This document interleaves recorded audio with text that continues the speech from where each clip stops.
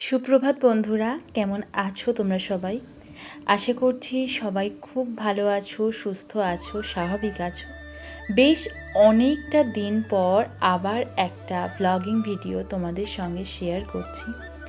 সকাল সকাল বসে গেছি চায়ের কাপে চুমুক দিতে। আর এই সময়টাতেই বসে বসে প্ল্যানিং করে নিই আজকের দিনটা কীভাবে কি কাজের সঙ্গে কাটাতে হবে। সবার প্রথম কাজ ছিল সকালের খাবার তৈরি করা, আর তার জন্যই হাঁড়িতে জল আর আলু সিদ্ধ দিয়ে চালটাও দিয়ে দিলাম। ভাতটা হতে থাকুক ততক্ষণে।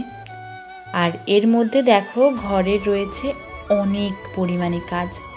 বাড়ি ছিলাম না যে এক সপ্তাহ, আর এক সপ্তাহ বাড়ি না থাকলে ঘরের অবস্থাটা ঠিক এরকম হয়ে যায়। আর কাজে হাত দেওয়ার আগে আমার সবার প্রথমেই যে কাজটা থাকে সেটা হচ্ছে গান শোনার জন্য টিভিটাকে ফুল ভলিউমে চালিয়ে দেওয়া।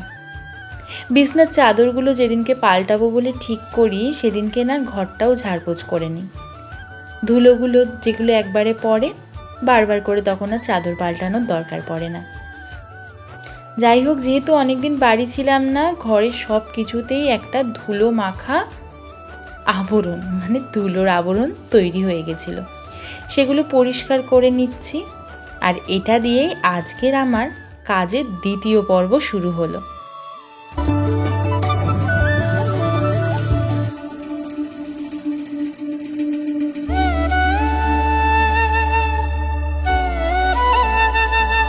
ঘর ঝাড়তে গিয়ে দেখো এতগুলো লজেন্সের মোড়ক পাওয়া গেল। আর এগুলো কিন্তু সবই খেয়েছে আমার বরমশাই। এখনও সেই ছোট্ট বাচ্চাটির মতো লজেন্স পেলে আর কিছু চাই না। ওর পকেটে কিছু পাওয়া যাক আর না যাক, লজেন্স ঠিকই পাবে। বিছনায় যখন আমি চাদর পাতি না, তখন এইভাবে চারিধারটা গিঁট দিয়ে নিই। তাতে পরে বিছনার চাদরটা সরে আসে না।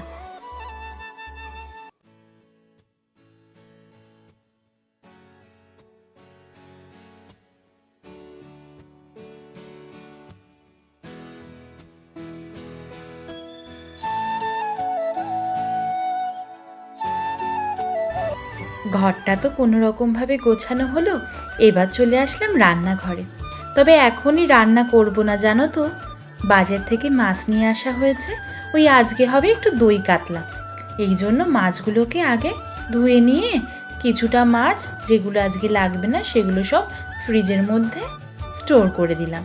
আর বাদবাকি মাছগুলো জল ঝরানোর জন্য একটা পাত্রে দিয়ে দিলাম। আর কারণ স্নান করার পর না আর ওই মাছ মাংস ধুতে ইচ্ছে করে না, কেমন যেন একটা নিজের মন থেকেই লাগে। এমনটা কার কার হয় কমেন্টের মাধ্যমে অবশ্যই কিন্তু জানিয়ে।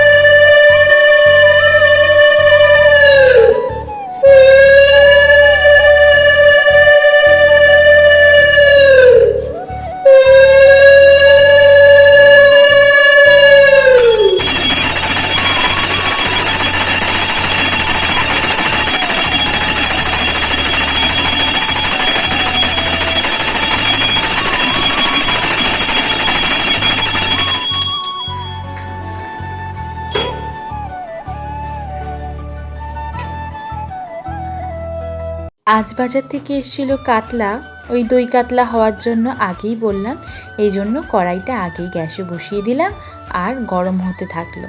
গরম হওয়ার পরে দিয়ে দিলাম পরিমাণ মতো নুন। আর এদিকে আজকে হবে ডয়রা কলার চচ্চড়ি, তার জন্য ডয়রা কলাগুলোকে সেদ্ধ করতে দিয়ে দিলাম। আর এদিকে মাছটাও নুন হলুদ মাখানো হয়ে গেছে। এবার মাছগুলো একে একে করে ভাজতে দিয়ে দেবো। আমি কিভাবে দই কাতলা তৈরি করি সেটা আজ তোমাদের সঙ্গে শেয়ার করে দেব এই ভিডিওর মাধ্যমে। কড়াইয়ের তেলটা যখন গরম হয়ে গেল, একটু নেড়ে চেড়ে ওর মধ্যে এক এক করে মাছগুলো সব দিয়ে দেব।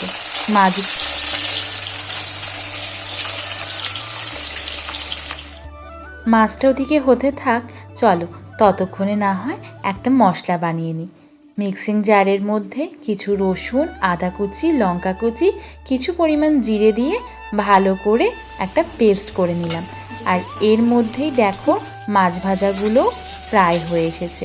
মাছ ভাজাগুলো যখন হয়ে যাবে ওর মধ্যে কিছু পরিমাণে গোটা গরম মশলা আর শুকনো লঙ্কা ফোড়ন দিয়ে তার মধ্যে বেশ কিছু পেঁয়াজ দিয়ে দিলাম।